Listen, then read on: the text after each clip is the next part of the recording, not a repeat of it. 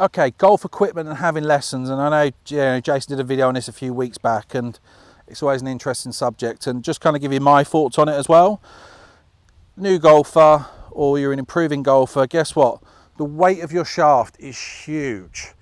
Where the weight is positioned in the shaft is huge. Because actually, do you know what? I see this with people come for lessons with me, and sometimes I advise and go, look, I need you to go and have a look at your kit to see if we can do something better to make the changes you want to happen.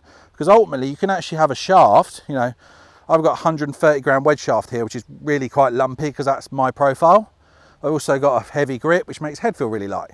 But for someone else, they might want to feel all the weight down the end. So if they've got a shaft where the weight is more up here and it's a little heavy, they can really struggle to move the club, and it feels like a battle. But ultimately, if you put them in the right equipment and move the weight down the bottom, lighten the shafts, the whole unit's lighter, suddenly they can feel the head and it swings away. So if we were trying to make a mechanical change, one, is using the wrong equipment is going to be a battle. Secondly, using something which is in the right profile for the golfer is going to allow them to actually achieve and deliver what they're trying to deliver, more importantly, and then play better golf. So what do? Do you go out and buy a brand new set of golf clubs, or are there certain clubs what are going to make a difference? How many clubs do you actually use during a round of golf? So it opens up that one as well. What clubs do you actually use during a round of golf? Or if you're a new golfer, what do you start with?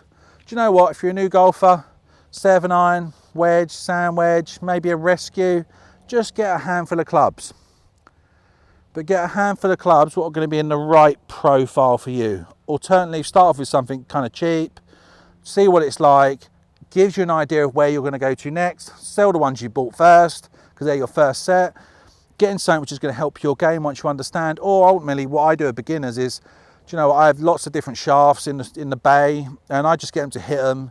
And if we're going to start them off in a journey, they just want to buy something really cheap and cheerful, I'll give them an idea of profile of shaft, which is going to be their kind of ballpark area.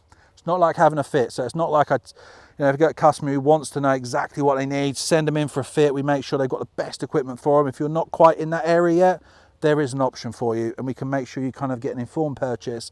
Something more importantly, which is going to help you get better, help you enjoy the game, help you get the ball in the air, which is going to keep you in golf and enjoying it. So a little bit of an insight into equipment, into kind of shafts, why it's important when you're having lessons, regardless of your level. But even, you're a tour pro. Guess what? If you've got the wrong profile shaft to your swing, you're going to be constantly fighting the battle. Difficult, I know, because you think you've got to that level, you must be pretty good. And the old cliche, I can play with anything, is within reason. You can play with anything to a level. But having the right equipment is so key to helping you enjoy your game. And that doesn't mean you have to spend money. It's about spending money in the right way. But big topic this. If you do have questions, pop me an email. I'm going to grab Jason and actually do a bit more on this. I think it's really important we profile different golfers, give you some options. But as always, lovely talking to you, and just let me know.